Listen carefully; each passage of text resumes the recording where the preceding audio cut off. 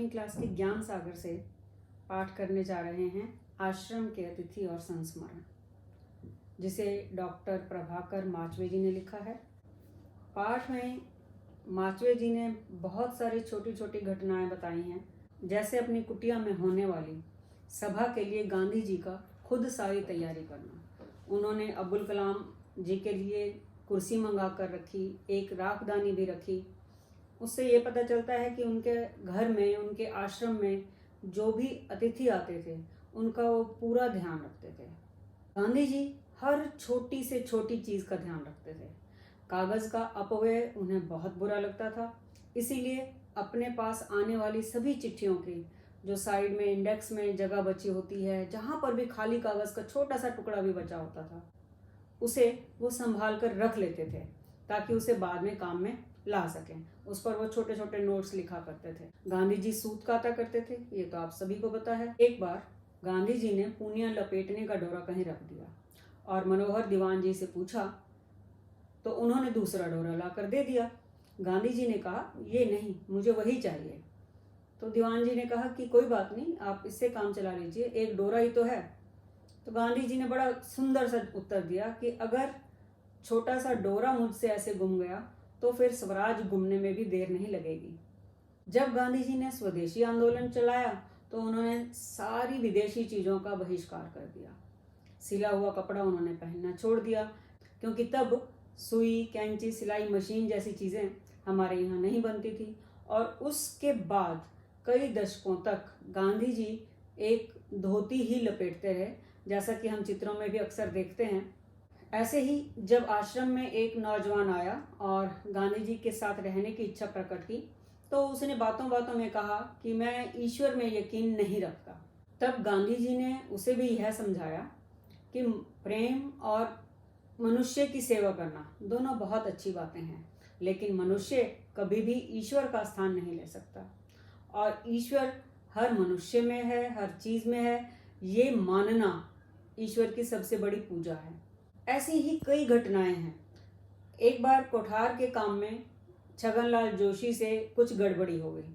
फिर उन्हें पता चला कि कस्तूरबा को किसी ने 4 रुपए दिए थे उपहार में और वो उन्होंने आश्रम के दफ्तर में जमा नहीं कराए। अब ये दोनों बातें जानकर गांधी जी को बहुत दुख हुआ, तो उन्होंने रात के 3 बजे तक बैठकर आत्मशुद्धि पर लेख लिखा।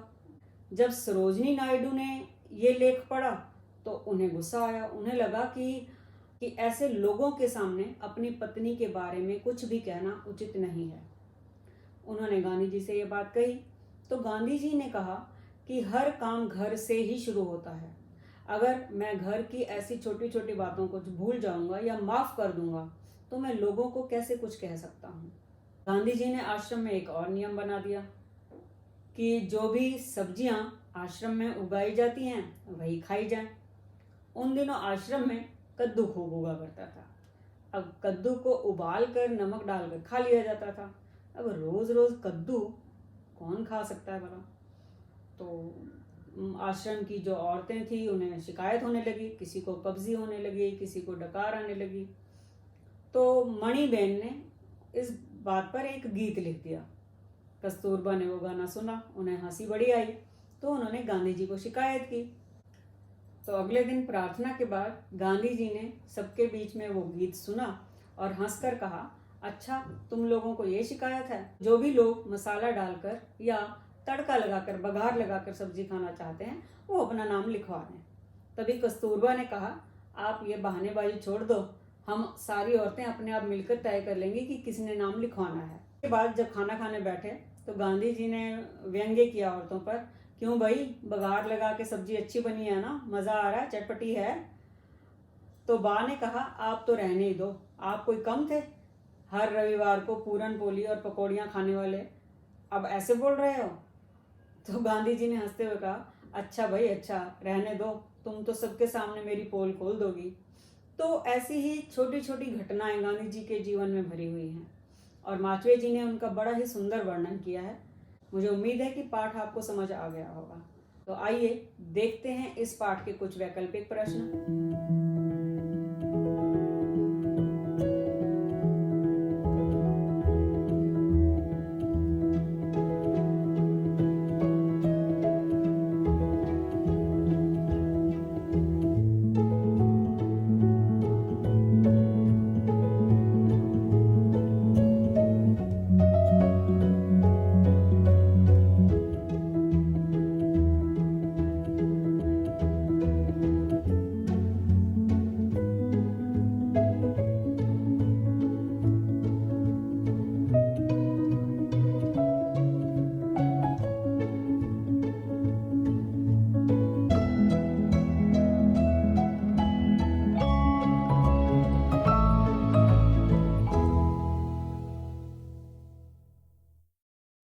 जारी रहा पाठ का बाकी अभ्यास कार्य।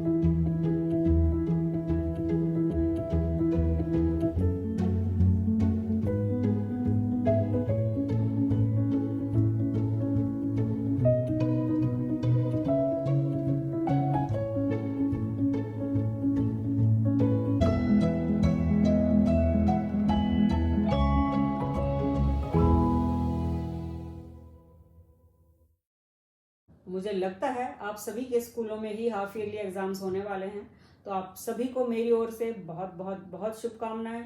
All the best to all of you. जल्दी ही मिलते हैं एक नए पाठ के साथ। तब तक पढ़ते रहिए, आगे बढ़ते रहिए।